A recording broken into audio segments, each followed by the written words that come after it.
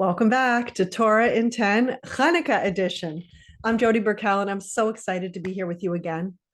I don't know if any of you heard this growing up, but when I was a kid, we heard our parents joking around that they wanted their kids to be Jewish, just not too Jewish.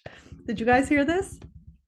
Personally, I didn't grow up observant. My journey has been a slow and steady increase into bringing more Judaism into my life. For me, I took baby steps.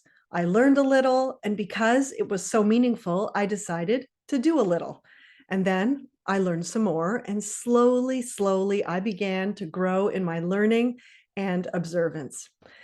When I swapped a closet full of jeans, I loved my jeans, to one full of skirts, I asked my mom, now, am I too Jewish? She said no. When I took a toothpick into the crevices of my kitchen to get rid of the chametz on Pesach, I asked my mom, now, am I too Jewish? She said no. When I began attending Torah classes regularly, like 3 to 5 a week, I asked my mom, now, am I too Jewish? She said no. When I koshered my kitchen and had 17 people helping me do it, my mom walked into the chaos of giant pots boiling on the stove.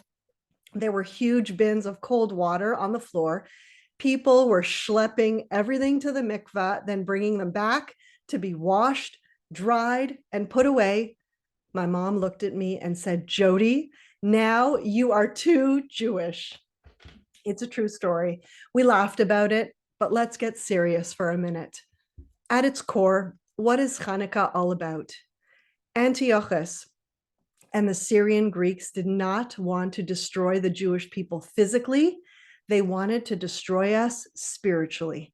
How did they do it? They forbid us for keeping some of our mitzvahs, no Torah learning, no bris milah, and no Shabbat. They wanted us to keep their laws, eat their food, dress like them, and leave our connection to God at the door. Basically, they allowed us to be Jewish, just not too Jewish. The question we each need to ask ourselves is, were the Greeks successful? Did they win? On the large scale, the Jewish people won the battle. We've been lighting our menorahs proudly for 2,000 years. But did the Greeks win the war? What do I mean by this? Did their philosophy of physicality over spirituality seep into our bones? The primary interest of the Greeks lay in obstructing our ability to observe Judaism faithfully. The battle over Hanukkah was really a battle of values.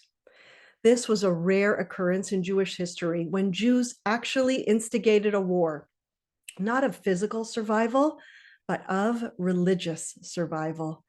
Throughout the ages, the Jewish people understood that for us, Judaism is life itself, and to forfeit our faith is as unthinkable as forgoing the right to breathe. The Maccabees knew that while war is unpleasant, spiritual death is unthinkable. The word Hanukkah means dedication in Hebrew and commemorates the rededication of the Second Temple. But Hanukkah is also a time to rededicate ourselves to those values, beliefs, and practices we so bravely fought for throughout our history. The Battle of Hanukkah and the miracles that ensued for us are not new. In fact, this is Jewish history, a history that has played out for thousands of years. I have had the privilege of fielding many questions over the years, and one that keeps coming up, and it's asked by everyone.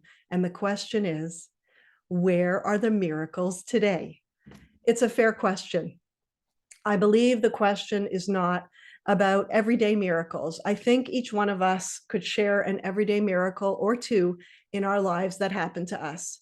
When people are asking, where are God's miracles today? They're asking for revealed miracles, miracles that defy nature. And I haven't seen any sea splitting lately. Have you? The battle during Hanukkah is not new for us. The last 2,000 years haven't exactly been a walk in the park for the Jewish people.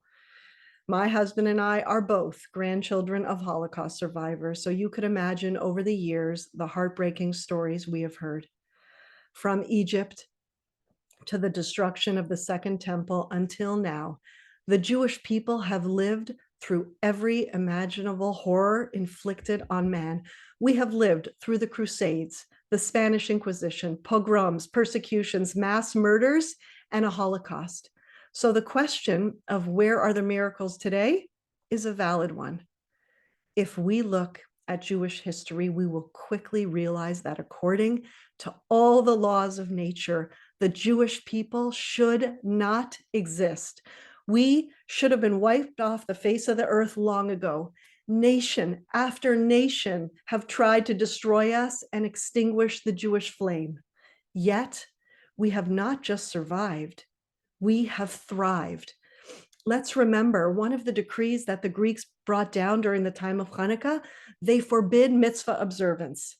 But today, and for thousands of years, we have kept the same mitzvahs with the same precision as the Jews did who lived during temple times. My husband and sons wear the same tefillin as did the Jews who lived during the time of David HaMelech. And we, the Jewish women, have been lighting the same Shabbat candles as our foremothers did. How is this even possible? The answer can be found in the Torah. In Bereshis, we read something incredible. God promises Abraham that the Jewish people will be eternal. By all other accounts, we should not even exist. Even the non-Jews recognize this.